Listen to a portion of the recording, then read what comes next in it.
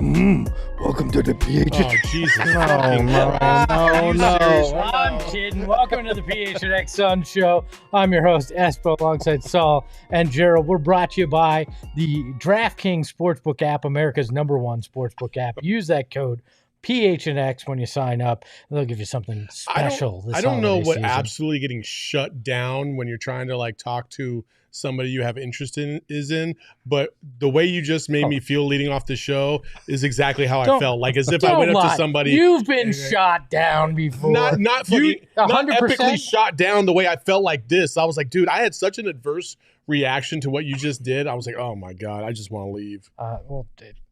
I'm sure there's been women too that have felt that way. Also, we got plenty going on the show today. There's rumors and drama and drafts. Espo, do you want to fight today? Is that what's going on? I was saying with me.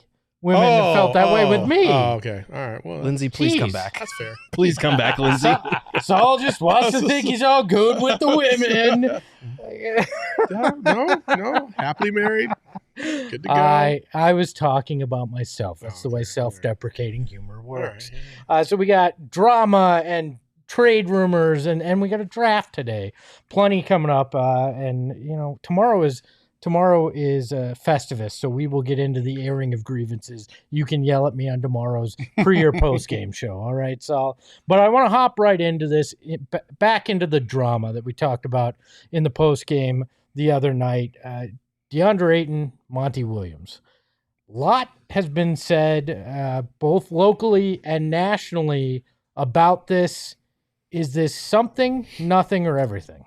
Well, this is what I'll say, and because I already know where Gerald's going to go with this. Listen, I'm not going to say it's nothing, but I do think that the instance in the huddle does happen very often. It's not a unusual occurrence to see teammates going at each other, or even a coach getting on a player or whatever. Like, that's not unusual. But in the totality of the situation and who was involved specifically in DA and Monty, I'm not going to just slough it off like it's no big deal. But I will say it's just another thing for people to talk about. And you wonder, how many times will you see something that people will be like, is that something? Is that something? Is that something? Before at the end, you're like, oh shit, it was something this whole time. I'm on the surface, I feel like this isn't a big deal. But again, in the big picture, after the offseason that we just had, I can see why people would feel like it's a big deal. Yeah, I'm not going to say it's nothing either, and I'm sure you might be a little surprised by that. I am. I do think it's been massively overblown, though. And what bothers me more than anything is when we go to the national media to check in what they're saying, everything that was said after the game, every explanation that was offered was not even part of the equation. Like, if you want to hear what they have to say and not believe them or think that they're putting on a front or whatever, that's fine. You're entitled to that opinion. But to just not even talk about that at all and just go back to shit that we've been talking about for months that has since been squashed, that has since been dealt with, it's very clear that there's an agenda or there's a certain narrative behind it, as far as everyone's expecting the Suns to implode. So every chance that they get where there's a little bit of evidence about discord or a heat of the moment situation like that, it's going to get blown out of proportion. And that's kind of what happens, unfortunately, when you get blown out in a Game 7 like this. People are going to be waiting for you to mess up. They're going to be waiting for your downfall. And that's kind of what we're seeing here. And I'm not saying that it's nothing. I'm not saying that you even have to believe what Monty and Landry and all these other DAs had to say about it after the fact. But it is frustrating because there was a lot of good things that they had to say about that moment, and a lot of things as a Suns fan that you should feel encouraged by. But instead, we just keep going back to, well, is there a problem with Monty and DA? And I don't think it's that simple. Is laziness an agenda? Because I think that's what the takes are from a national perspective is, oh, we heard this thing 3 months ago, and now we're seeing this. Oh, it's just got to be a cultural disaster there. I'm not saying it's nothing, but I'm saying those takes seem to be lazy. Well, I don't know if we got the Barkley sound. We don't. We'll talk about right. the Barkley. Well, can we? Yeah. So when Charles said what he did, and for those of you who don't know, basically he said that this is a big deal and you shouldn't see this kind of thing happen on the sideline. I call complete bullshit on Charles Barkley for saying that. Do you know how many times that guy got into it on the sidelines with other teammates and coaches?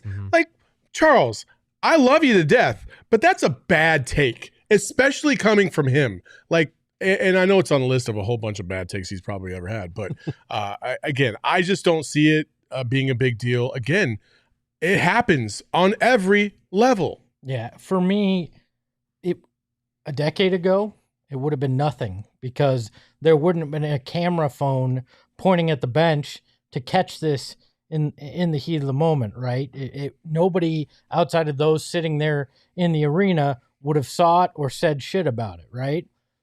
But it's something now because we do have that, and you have to answer to it, and it becomes a narrative. Do I think there's major problems between DA and Monty? No, I do not. I refuse to believe there's some kind of major problem. Is there annoyance? Sure, we all get annoyed at times in our workplace. Saul did it earlier when he thought I was telling him he couldn't get women back in the day. Like we all. I did not say that at all. But I think we all go through those moments where, especially in sports, and what I don't like about it is DA got hammered for not being passionate, not showing emotion, not seeming to care, and sleepwalking through things. And then he shows emotion. He shows passion. He's doing it on the court, and he's flying off the handle and he's yelling at Monty, this isn't acceptable. Where's the margin of error for this dude? There's none, I don't think. Yeah, and you kind of hit the nail on the head as far as the laziness aspect of it too, because it is really hard. I will say this as someone who's tried to cover the league, all 30 teams, and then now is settled into a beat role. It is hard to know what is going on, the ins and outs of every franchise. There's 30 of them. It's hard enough to do it with one team on a day-to-day basis. So a lot of these national media folks are at a disadvantage because there's only so much time you can devote to every story when you're going through 5 or 6 in a given show. But at the same time, like we've got, Chandler Parsons coming out of the woodwork saying there's clearly some serious issues and they all seem to stem from Deandre Ayton. Parsons. And he's they talking all about, seem to stem from Deandre Ayton. How? which is crazy. And he's saying, from what I hear, a lot of people have issues with him. I've been around this locker room. I've never gotten that feel that DA is somehow ostracized from the rest of the group or that they're not a tight-knit unit. And then we've got Charles Barkley, and then we've got Kendrick Perkins, and we're going to play that clip because he had a lot of things to say. Oh, it is something. It is something. It's something with the guy that you drafted number 1 about 3 years ago, and Deandre Ayton and the head coach. This is not a small thing. This is a big thing, right? So this fire has already been lit, and I don't believe that you could put it out. In my opinion, it looked like Deandre Ayton is the scapegoat. It looked like that the team don't have the patience for him. Whether or not he don't fit the culture of their organization or he don't go about doing things the way others do, to me, they seem like they don't embrace him with open arms. And right now, I don't see no coming back from this. I actually think that when he's eligible to get traded, that they're gonna have to trade him. Like, this is not nothing new. So imagine if we're seeing this on camera right now, imagine what's going on behind the scenes. And I've heard Jay Crowder speak out about this situation, about how he didn't have to be that mentor to DeAndre Ayton since he's been there because him and Monty Williams haven't seen eye to eye. We saw this offseason, the contract negotiation and how they went all the way to the end of the deadline. Like, it's a real problem there. And the only way to fix the problem, you're not going to fire Monty Williams because that's Devin Booker and Chris Paul guy. So you have to get rid of DeAndre Ayton and send him somewhere where he's going to be accepted. Is Kendrick doing one of my tinfoil hat clubs where he's trying to connect dots that don't really connect? I have a real problem with saying the only way to fix something is to trade him. I have a problem with saying that, like, he tied in the Monty Williams and Jay Crowder situation. Like, well, if he and DA don't see eye to eye and like he and Jay Crowder don't see eye to eye, like Crowder was a management thing that had nothing to do with Monty. Well, like, this is just extrapolating things to fit a narrative. The only thing that I would ask is is he alluding to the fact that he has talked to Jay Crowder and Jay Crowder has told him some of the things that he's viewed behind the scenes? Like, didn't sound like it. That was the part I was a little hazy on. But outside of that, like, again, Kendrick, bro, like, no, you got into it with multiple teammates in Boston and in OKC. Who the fuck are you to sit there and tell us that, oh, it has to be a problem, they got to trade him? Like, no. Like, again, I think there's a narrative that's really, really trying to be pushed because either there's a slight disrespect for the Suns or just not an appreciation for what they did, or the fact that they came up so fast all of a sudden out of seemingly nowhere in 1 year after getting Chris Paul, and people just don't like that, or they don't like Chris Paul, so they're trying to destroy everything that Chris Paul is associated with. Like, I just don't understand this narrative, and I swear, being a U of A fan, I know how ESPN can absolutely fuck you. Like, they can, and that's what they're trying to do to the Suns. I've seen it before, and I'm seeing it again, and ironically, both situations had DA involved. Look, I think put you two go and two back together. to maybe it's a DA issue with ESPN. Maybe ESPN is salty about DA somewhat. I Conspiracy theory. I feel like this goes back to laziness. For a decade, it was easy to crap on the Suns. Like you said, they come up and they skip steps.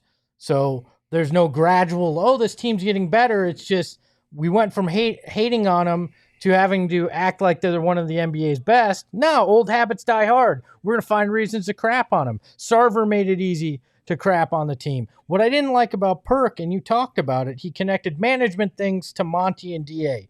The contract thing was a management thing. For all we know, an ownership thing. We don't know who was dictating the price and when to sign him to it, right? There was the whole rumor last September, in 2021, that DA and Sarver had met at a restaurant, and there was and there was some talk about the contract that didn't go well. We don't know, but saying that's a Monty Williams, DeAndre Ayton issue, and that ties into this seems ridiculous. And there's a couple people in the chat that have also talked about the coverage or lack of coverage between Spo and Jimmy Butler, and that was a pretty intense riff on the sideline. And it was a blip, and then it went away, and that was it. How about Draymond punching Poole in the face? He assaulted a teammate. We're talking about two guys yelling a little bit on the sideline. Draymond punched his teammate. Nobody cares anymore. It's, Draymond's a funny guy. I think it's all of that, and I think above all else, the laziness, we could talk about that. But two things. People love to be right, and people love drama.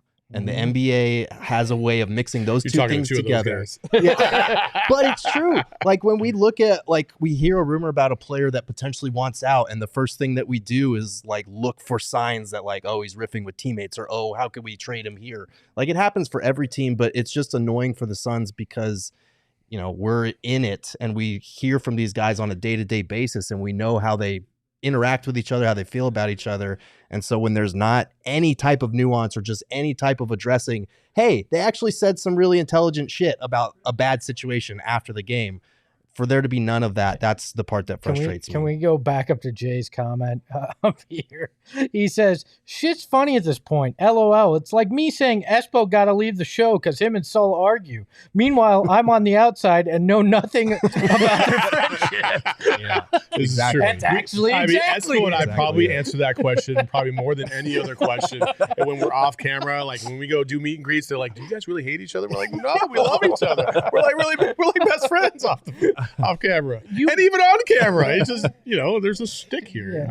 Yeah. You bring up what they said after the game. Why don't we give it a little time? Talk about what you heard there after the game from the people involved. Yeah, so I wrote about this on gophnx.com if you haven't got a chance to check it out and would like some more background on the situation. But it's free, by the way. Yeah, it is free as well.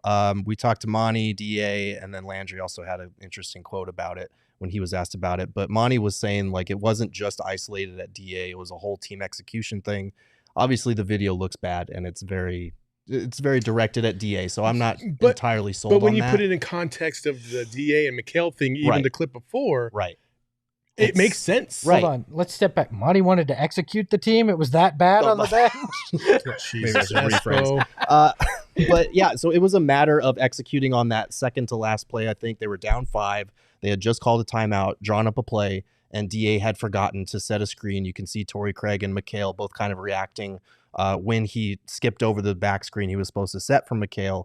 And then that's when McHale and DA started arguing about it during the ensuing free throws. They went to the huddle. That's when the argument blew up. And DA admitted after the game, he was like, yeah, I messed up that play. He apologized to Landry Shamet for, quote, ruining his career-high 31-point night because he messed up on that play. And that speaks to the maturity that DA has, the way that he's able to take constructive criticism. I know that video looks really bad, but he has never held back how he feels about a situation. He's never been nothing but honest with us. We saw it at Media Day when he was upset about the whole situation over the summer. We saw it first couple days of training camp when he talked to us and basically publicly said, yeah, I haven't talked to Monty in 4 months, and seemed upset about it. He's not going to suddenly start holding back his feelings for no reason. There's no incentive for him to do that. If he was that upset about the exchange, we would have known. But instead, he's saying things like, we weren't really exchanging words. We have family, so we know how to talk. So he knows how to talk to his boys, and his boys know how to communicate. Obviously, the whole world sees it, but it's all really love and just us trying to get back to regroup and take out the confusion. I don't think this is a situation of, things under the surface bubbling up and boiling over. I think it was they were pissed off because they were up by 10 on a team that had lost 10 fucking games in a row. And they lost, and they gave up 25 points in the last 5 minutes, and they were in the heat of a moment, and DA forgot to set a screen, and I think that just kind of blew up. Yeah, that frustration happens in the heat of the moment. If you had to bet on this, DA getting moved at any point between now and the 49 days left before the trade deadline, would you bet in favor of it or against it? Give me some odds. Here. Right now, the Shane King Sportsbook app is setting DA to be moved from Phoenix at plus 1,800. 1,800. Ooh, that's kind of low. Ooh, I wouldn't take that bet. No, I wouldn't either. I wouldn't either, and I honestly would put the percentage that he gets traded before then at about a 1 to 5% range. If you use it's very low. I think it's a little higher than that. If you use the Shane King's promo code, you can get a 100% profit boost and turn $10 into 360 though if he does get moved. That is Shane King's, as in Shane Space Kings, not Shankings. which is what people thought happened on the sideline. Is different than Shane King. Speak for yourself, Gerald. I would actually, my percentage would probably be closer to about 10 to 20%. I think mine's where Gerald's is in the off season. Mine probably goes 20 to 30%. Wow. There's just too many hoops to jump through. DA has to approve any deal that's made. You can't trade him to Indy. Like there's just, there's all sorts of things. I think it would be more likely in the off season if they were going to move off of DA. Plus, you got a new owner coming in, and you got to figure out what he's going to want for his vision of the future of this team too. All sorts of things come into play. I just think it's pretty minimal. I think DraftKings would have had, smarter odds than the Shane Kings app, but that's because the NBA season's heating up and they've got plenty. What do you think they would have? I think they probably would have it at plus 4,000. I think it's that unlikely, and they're gonna take some suckers' money. I think is what they'd be doing. But they've got plenty of great things you can bet on right now with the NBA season heating up. And, I placed a bet yesterday that the Suns 2 days ago, that the Suns' first field goal would be a 3-pointer, got plus 450 odds, made some money off that. I love that there's so many different options that you can bet on. Random, player stats, game money lines, all these things you can bet on and have some fun with it. There aren't odds on DA being traded yet, but maybe there will be closer to the trade deadline, and maybe about some of these guys that we're going to talk about here shortly as well. Shane, have you had any recent luck on the DraftKings Sportsbook app? Yeah, when I was in the beautiful Las Vegas, I had placed a bet before I went that what's his name? Sean's favorite player. A player on the Buffalo Sabres was going to score, and he did. Tage Thompson, anytime goal scorer. Saw it live. It was fantastic. Nice. So, yeah.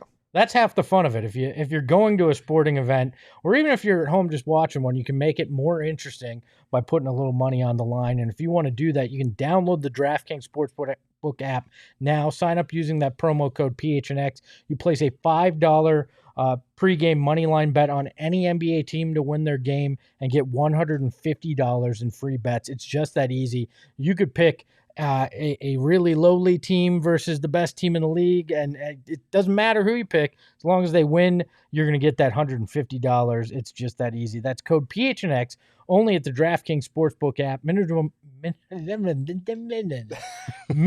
age and Like eligibility restrictions apply. See show notes for details. And our friends at Four Peaks, the holiday calendar is The holidays gone. are over. We drank through all 24 of those beers, even though it's not the 24th yet. But that doesn't mean that the enjoyment of Four Peaks beer is going away, because we got a great event coming up that Four Peaks is a sponsor for out at the Dobson Ranch Golf Course coming up on January 13th. It's the PHNX Tea Party. And it's going to be a great event. We were out there at these bays on the driving range.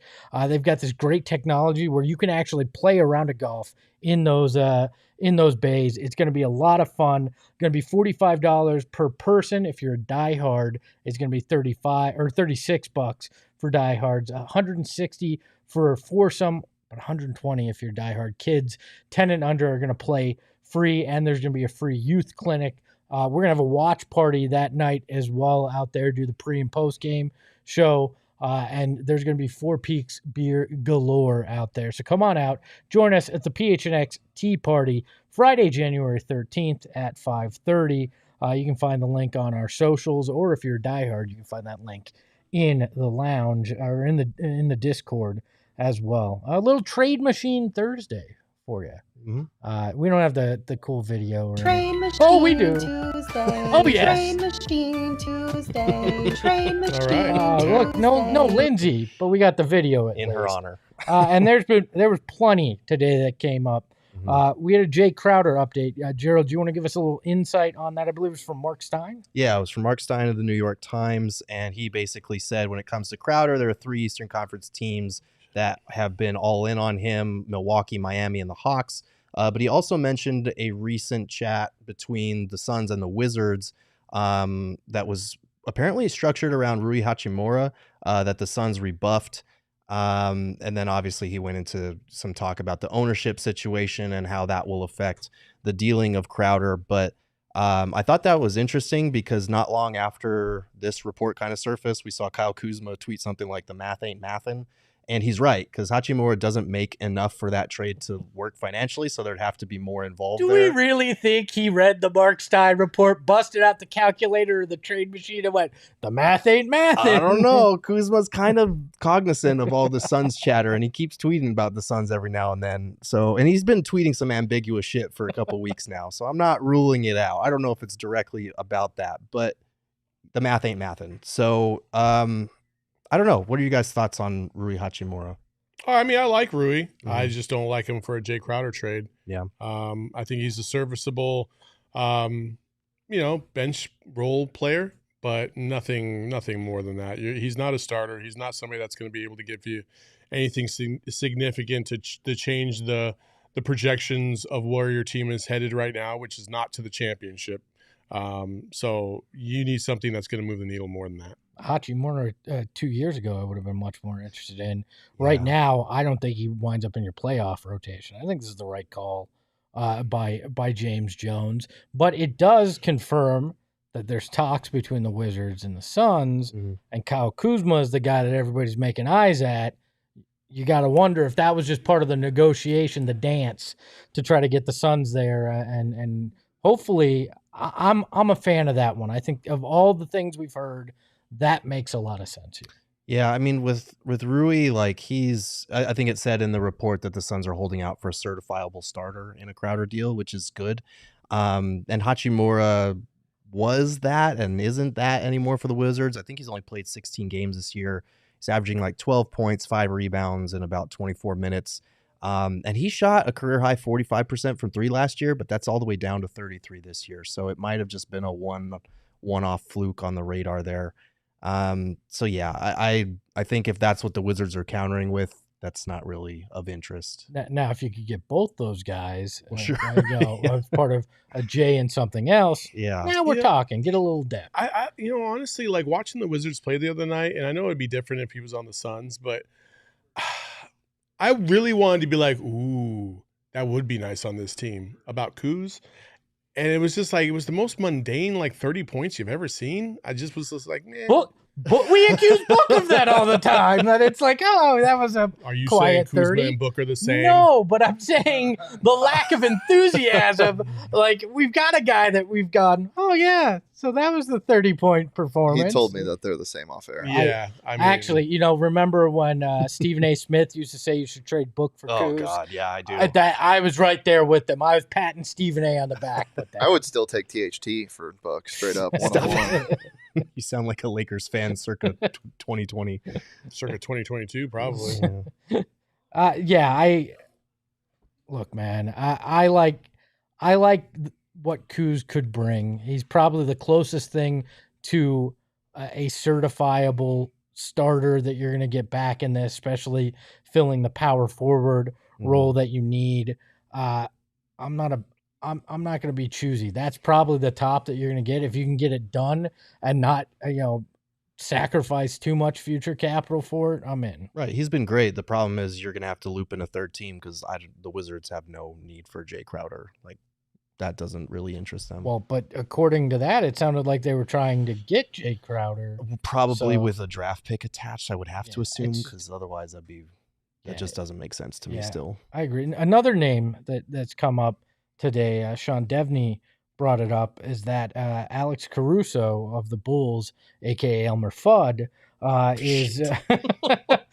Does he not look like Elmer Fudd in Space Jam? I've It's said that spot before. on. Yeah, absolutely. Yeah, like man. teams like Phoenix or Miami both would be in position to make a trade for him, even maybe the Warriors, if he becomes available.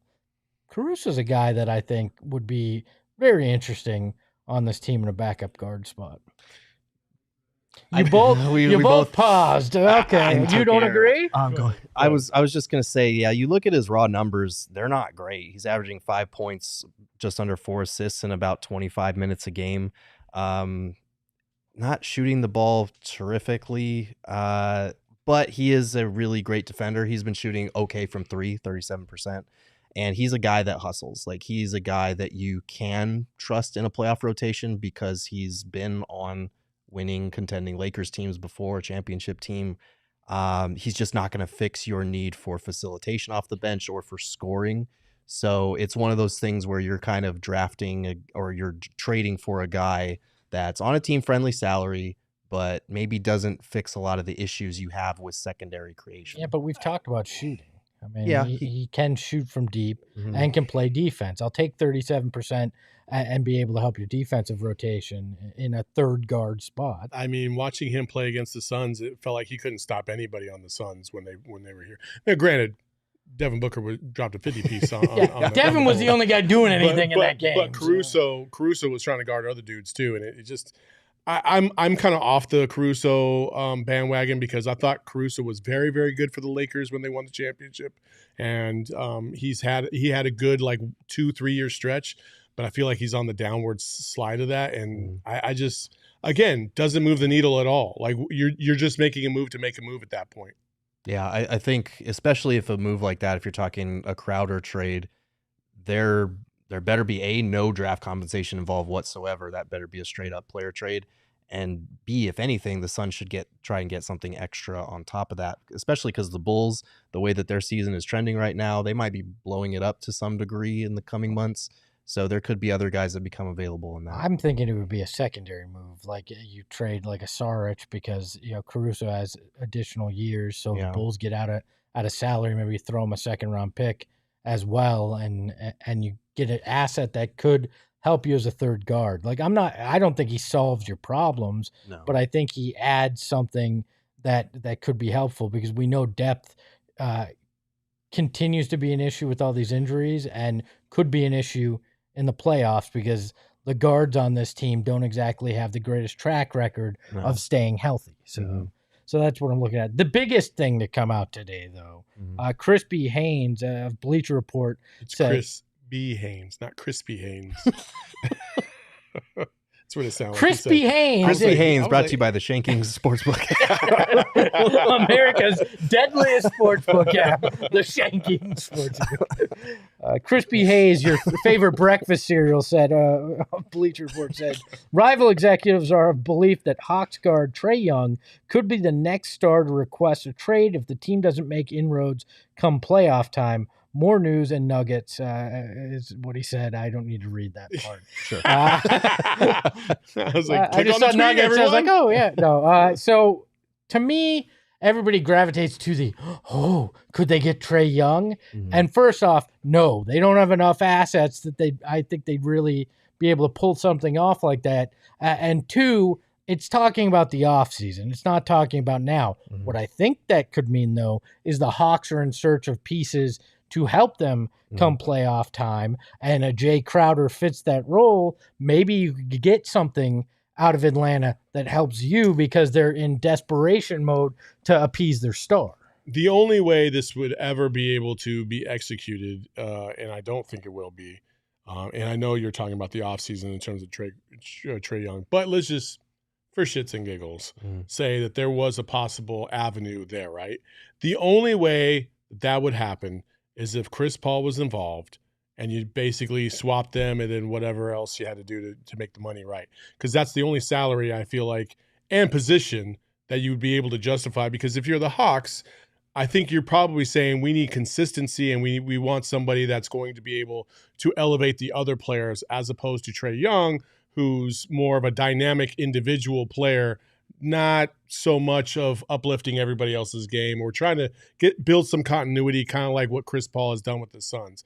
I would assume, but again, I don't know. Maybe if it was a decade ago and Chris was 27. I'm just saying, like you know. Atlanta's not trading Trae Young for Chris Paul in any way, shape, or form. That just makes no sense for the Hawks, because they go, hey, we're going to trade our superstar for a window that's about that big. I'm not saying it makes sense. I'm just saying, like, that's the only other, if you're going to be in the Suns world and you're thinking Trae Young, that's the only basic way that you can get him. Yeah. Because you're not trading Booker. Right. I mean, DA would have a salary that could be a starting place, but they have Capella and all this. It wouldn't make sense to trade a Trae Young for something surrounding Deandre Ayton. Well, and it also wouldn't make sense to trade for a Trae Young and not trade Chris Paul. Well, you could get out of Chris Paul's contract next year. We're talking about this year, though. Yeah, but I still don't think the Hawks are going to move Trae Young. Which one would you bench if you kept Chris Paul? You want to play in fantasy land? I bench Chris Paul in this bizarre, twisted world we're living in at that point. But he makes $37 million, and the Suns don't have the assets to get him. Like they could get there without, like, just financially get there without including Chris Paul. But again, to your point, then what do you do with three guards, two of whom are undersized and kind of liabilities on defense at this stages of their career? That would be tricky. But yeah, to your point. But we'd have the backup point guard everybody's ever been wanting. God bless. Woohoo! God bless. But yeah, I'm looking at the other guys on the roster that might become trade eligible just because this team will be looking to upgrade. We've talked about John Collins. We've talked about Bogdanovich. We've talked about DeAndre Hunter, Justin Holiday. Like, there's a lot of wing players on that roster that could help the Suns if they become available and the Hawks want to tinker. There's no guarantee, especially because, like we said, Trae Young, this is like speculation on executives' parts. Like, there's no substantial thing that, like, Trae Young wants out right now. But the Hawks are 16-16. They should be better than what they are right now, especially after trading for DeJounte Murray. So, yeah, that's a team that approaching the trade deadline might need to make some moves. And Collins has been frequently mentioned as a trade target. So just keep an eye on that situation is all we're saying. But it sounds like the Suns haven't. I mean, I guess that was they couldn't take the money when Collins came up. Maybe that changes with Ishbia in the fold. I think Atlanta will make a move, whether it's with the Suns or not. So I think if you're looking at that, it's try to pick up pieces from Atlanta in their desperation, because GMs make bad moves when they're trying to appease their superstar in a lot of cases. So Yeah, for sure. You gonna say something, Shane? I was just saying this guy's right. We need Michael Jordan. Oh, we do. yes. We absolutely do need. Do Michael we Jordan. do we have a time machine? Does Ishbia have the money to make a time machine and get us vintage Jordan? I'd be down for that. If you believe Trae Young's coming here to Phoenix, you're probably high. And we hope if you're high, you're high on OG's brands because they are our partner here at PHNX, and their flavored scratch-made gummies are the best you're going to have. I've had some stanky shit in my time, and OG's What is not that. the fuck? OG's has the Did best he just flavor. Stinky shit, Shane. OG's is top notch. If you're kind of curious, I highly recommend that you go to your local dispensary, pick up some OG's. They got some of the best flavors out there. Their orange creamsicle is one of my favorites. Aquaberry is pretty good. I don't even know if Espo knows what stinky shit is. Well, much like crossover or something, you describe as, oh, that was nasty, that was stanky. You can describe weed as that as well. So stanky shit's usually good. Well, unless it's not, and it's got the yeah, I know. No, All right, well, you all suck. that's exactly what I was saying. If you think you're so much better, just go ahead. I mean, hey, listen, the 3 milligrams, the little, the Microdose. The microdose. Yeah, thank you very much. The microdoses, phenomenal. Like I got to reiterate this: if you're new to the edible world or new to the cannabis world, this is a great way to ease yourself in and just take the edge off some days when you're feeling a little anxious or whatever. And there's other things that you can take as well. Sativa's fantastic. They got the 10 milligram doses as well, so you can. I usually when I first started, before they introduced the microdoses, I took half. That was perfectly fine with me. It got me to where I needed to be. It made me feel pretty good. Lightened up my mood a little bit. I was probably a little bit more enjoyable to be around. So if you want to partake in some OGs, go to any of your local dispensaries. Most of them have it. They're fantastic. They're awesome. But remember, you must be 21 and over to enjoy. And enjoy responsibly. I have to take the edge off of working with Saul sometimes. So he's done that one time, and he was tripping his ass off. I got lost in an arena. He walked around the concourse several times and texted me, "Where am I at?" One of my favorite moments we've ever had. And you were kind. You actually were kind about it. I was like, I got you. I'll go much find you. appreciated. We're going to end this. It's like trying to find my kids at Disneyland. Meanwhile, Gerald. Papa! Fun fact, during that, I actually wound up at a stand in the concession area trying to get. I was hungry. I had the munchies, and I wound up next to Joe Lake, high off my ass. That was fun. So. Light years ahead. Meanwhile, Gerald and I were roaming around asking Woj if he would speak to us while I had food poisoning. Good time. There's a lot that went on that weekend. Yeah, you don't remember that? I don't remember that at all. Yeah. Yeah, I was down for they don't care about this. Never mind.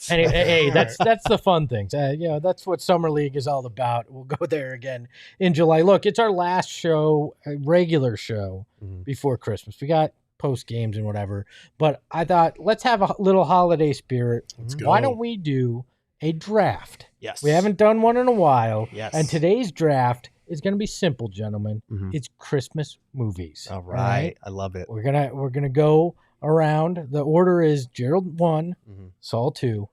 I am 3 here.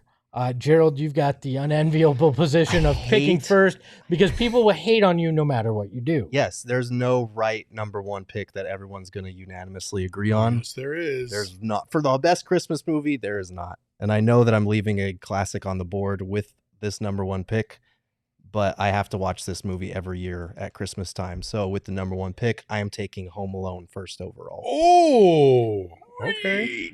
Not a reach at all. It's a Pull classic. something in your back, Not at all. Yeah, for me, it's undeniably Elf. Elf is goated. It's just such a feel good movie. It's fun. It's lighthearted. It's not too serious. And it brings the magic of Christmas in the world. So I think Elf is just phenomenal. Ooh, phenomenal. Rack 'em. So I got back-to-back picks. I like this because there's 2 on the board that I want. I'm going to go Die Hard, my first one. Okay. You can argue it's not a Christmas movie. I don't give a shit. I love it. It's got Christmas in it, and it's a fantastic film. So Die Hard is going to be my number 1 pick. And then I'm going to take a classic number 2. I'll balance it out a little bit.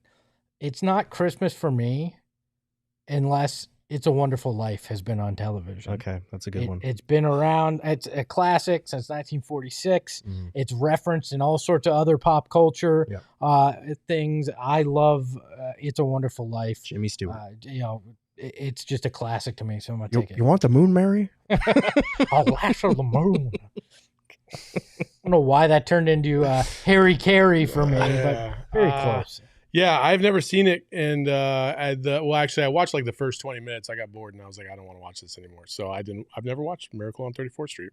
I will. That's all right. Nobody picked. I'm sorry. It's a Wonderful Life. You never watched I'm gonna take the other goated movie, which is A Christmas Story. You can't go wrong with that. Like, it's just such a good fucking movie. I think that one's overrated personally. That and the Santa Claus to me I think you're overrated, Gerald. The Santa Claus is more overrated to me, honestly. But by the way, Brian Manuel ripping my first 2 picks, you're dead to me. I'm going to go with The Grinch, the Jim Carrey version for that pick. And then I'm going to go with... there's a lot on the board here still. I'm going to go with National Lampoon's Christmas Vacation. Oh, you want to talk overrated? Oh my God. Of the vacation films, that is No, it's not my top 2. I'm right there in agreement with Espo. I think it's so overrated. Wow. So overrated. It's the worst. It's probably the worst of the first 3 vacation movies. Yeah, it's the original, it's European, and then it's Christmas. Yeah. Goodness gracious. Vegas slaps This too. is You guys are disappointing because I wrong. could have got this at the very end. Yep, you sure It's could have. unfortunate. I'm going to take another classic because it was one of the best animation ones, in my opinion, which is The Nightmare Before Christmas. I think A Nightmare Before Christmas is fucking phenomenal. Man, that's a Halloween movie. No, it isn't. You could take it in both, and I think that is part of what makes it so much fun. Crap. This is where it gets tough. Because this is where people aren't going to agree with some of the things you take, but apparently they didn't agree with my first 2 anyway. We're doing 5, right? Yeah, we're doing 5. Man, this is tough. I'm going to go Trading Places with one of my picks. Okay. Trading Places.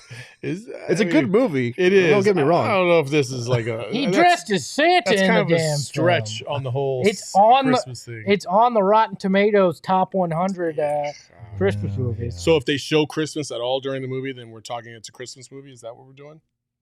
I mean, Because I Trading think that Places is definitely not. Give a me Christmas Harry movie. Potter.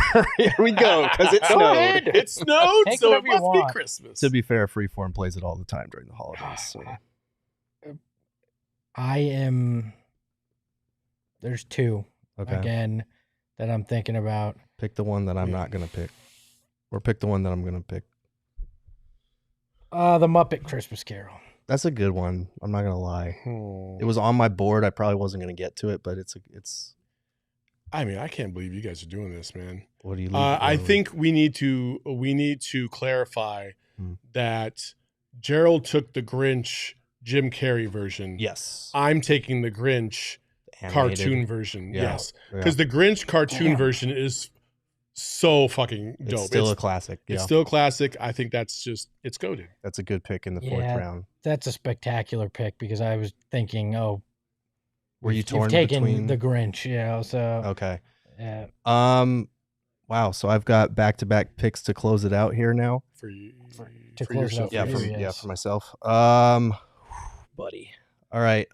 Give me. Harold and Kumar Christmas? No. No? Okay. All right. I'm gonna take Rudolph the Red-Nosed Reindeer, That was a good one. and I'm gonna take Just Friends to close it out. Ooh, Just Friends is a Just Friends. fun, It's a good 5th round. underrated Christmas movie. Ooh, okay. Well, I have 2 that I'm choosing between. One of is a personal selection that I absolutely love, and I do watch Elf and this movie with my wife every single year, which is The Holiday. Okay. And The Holiday's great, but that's not the one I'm going to take. Okay. The one I'm going to take is a super classic, and it's also one of the best movies of all time. I'm going to take Gremlins. Let's go, son. Let's go. Okay. So fun fact.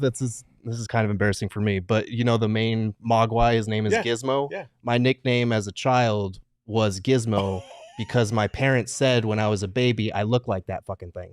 Did you have the beard so you were fuzzy? Yes. Hold on. The big ass Let's ears go. and the big old eyes. To be fair, Gizmo's cute as hell. Gizmo is cute as hell. Oh yeah, And so is Gerald. Absolutely. But that's a goofy looking baby if I look like Yeah, Gizmo. true. I think we now Thank you, need Saul. Saul, can you call Mrs. Girth and get a baby photo of Gerald now? I know you got the contacts after the shirt. So. Okay, I'm just gonna round this out. Damn, it's 2 again. There's one I love and one I know people will appreciate more. I'm going to go Bad Santa, which isn't the one I love, but I know people appreciate that. I was never really big on it, to be honest. Scrooged is the one that is one I like just because, you know, Bill Murray's funny in it. Also, have you guys seen Spirited on Yes. Apple Plus? I haven't heard it. That Is it shit good? is good. So good. I would So take good. it, but not enough people know about it. But 'Cause that it's new. Yeah. it's going to make it in my Christmas Yeah, rotation. yeah, It was for so sure. good. It was really, really good. It's a little ba- long, Yeah, but it's good. but good. It's basically you know what is it? A Christmas A Christmas Carol. a Christmas Carol. But in modern times, Ryan Reynolds, Will Ferrell. How much singing is in it? it? Slaps. It's a musical, I think. There's a lot of singing in it, Okay. but it's entertaining Mhm. singing. It's not cheesy. I had a dream that I watched it, but I didn't actually watch it because I've never seen a trailer. But I enjoyed what I thought I saw. Yeah. So That's why I didn't take it. Not enough Yeah. people like Shane have seen it. So. I also got to give a shout out to Home Alone 2 and A Charlie Brown Christmas, which did not make the list. Also, Frosty the Snowman. Yeah, Yeah. another classic. Yeah, I'm not a Home Alone 2 guy, but we can talk about it after. Okay. That Nibble says that supposed to have gone with Scrooged over Bad Santa. I think that's a generational thing. I Yeah. think it Well, depends on. So is Jared. what'd you pick? Yeah, Trading Places. No, is, the and first so is the first old timey movie you picked. A Wonderful A Life. Wonderful Yeah, Life. That's a very yeah, but that one's on literally on television every year on NBC. Like, Yeah, that one's a quintessential Christmas but like flick, I feel like. Scrooge is like you got to go deep into the cable realms to find I've that never at seen Christmas. Scrooged, I'll be honest. He's a TV executive, and it's a Christmas Carol. It's- Okay. I find it funny. So that is our list. I think we'll let people vote. Yeah, we on gotta this, we gotta post one of these on social finally. Should we put a poll? Is there time to put a poll on YouTube, and let's get the yep. group Just give me to 1 vote. second. Yeah, we'll have We'll do it everybody right now. vote here to see who it is. Guys, are you doing anything? Any Christmas gifts you're hoping to get this year? Maybe our significant others are watching, and we can hint.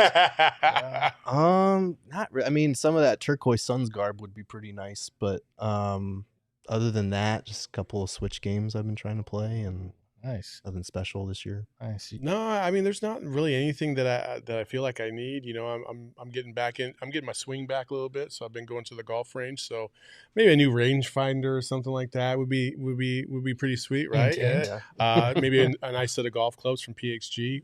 Selfish plug. There you go. So that'd be cool. But other than that, no, I'm pretty chill. Yeah, I'm hoping to get a round of golf with my dad next week as as some fun. I don't get to do that nearly enough, and I'm trying to get back in the golf stuff, and then some crap for my car because I spend so much time in my vehicle that I love some of that. The poll as is now well. live, by the way. The poll is you vote who wins right now. Get it in on it in your YouTube viewer right there in the chat.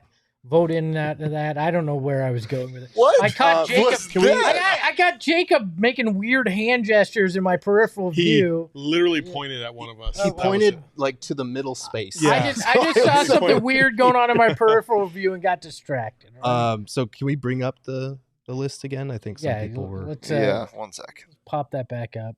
So I had what did I have? I had Home Alone, the Grinch Jim Carrey version, Christmas Vacation, Rudolph, and Just Friends. So I had Elf, A Christmas Story, Nightmare Before Christmas, the Grinch animated version, and Gremlins. Espo had Die Hard, It's a Wonderful Life, Trading Places, Something, and Muppet Christmas Muppet Carol, Christmas. and Bad Santa. Yeah, and Eddie says he wants a PS5 for Christmas. So if his significant other is watching along with him, There you go. Look at that. Daniel, very smart, says Team Espo. I haven't seen. He found the one comment. I haven't seen anybody else. There was like 15 said, that said Saul won this by a mile. And he was like, Espo. Omar says Home Alone by itself won it for Gerald. Haydot says Gerald for sure selecting Home Alone. So Home Alone, a very popular. Very popular. Chat. We have over 200 people in here and only 36 votes. That's to voting. disappointing. Smash those vote buttons. There are 2 people that are close and 1 person that is not. So the only if you lose, the person that loses is only getting coal for Christmas. So if you're in the chat and you want to punish somebody, you can click on anybody but Saul for the vote. So That's tough. I know I'm the last. I'm giving the poll 30 more seconds. If you don't know how to vote, get on your computer. It's on the right-hand side. I'm going above to the predict chat. it. Gerald wins, Saul's number 2, and I finish a very, very distant third. I picked based on what I like. I wasn't going to pander in this one. That's fair. I didn't. But you're pandering by saying you're not going to pander. 10. I'm not. I know I'm going to lose. That's not pandering. He's an expert panderer. 5 That's not seconds. pandering. Well, how many seconds? What are we looking at? And end poll. All right. Well, How was this somebody team Saul? Saul just hit a 3 at the buzzer. Saul What? wins 45%. Let's go, baby. We still have It the was- social poll. Relax. It was tied. It was tied at 42 for like a good. Oh, was good it? Saul 30 and Gerald, seconds. I assume. Okay. Yeah, Espo, you had 13% of the Hey, votes. that's fine. 13% of you have great taste, and I like that. Lester says, it's okay, Espo. Bad Santa is okay. Well, you know, I don't have to win them all, or any of them for that matter. Guys, another fun episode in the books. We've got a pre- and post-game tomorrow. That's a home game, so Gerald will be out at the arena. Saul and I will be here. Who the hell knows when Lindsay's coming back? I think eventually. Get well soon, Lindsay. Eventually, I think 2023 is what we have in the pool I think right maybe now. we're just going to do something crazy off the top, and we're going to force her to come back. We're not speaking for a show If until Lindsay she comes doesn't back. come back, she needs to come back to save the show because we're going to destroy it. Look, if she's not here tomorrow, we need to get $300 in super chats, and we'll bribe Lindsay to come back. All right. So for Gerald Bourguet, you can follow him at Gerald Bourguet on Twitter. For Saul, at Saul_Bookman, and me at Espo. Remember, just because you lose a vote doesn't mean you really lost a vote. Oh my God. Ahoy, hoy. Who are you, Carrie Lake? Oh. Hey yo, my lifestyle is retro. Tell the Phoenix Metro. Megas in control and he ain't never gonna let go. PHNX though, Lindsay, Gerald, Espo. Saw past the ball, we here to turn up the tempo. Got to understand me, I'll always rep the family. Rally in the valley like Dan G, no plan B. Always on the job, my team move like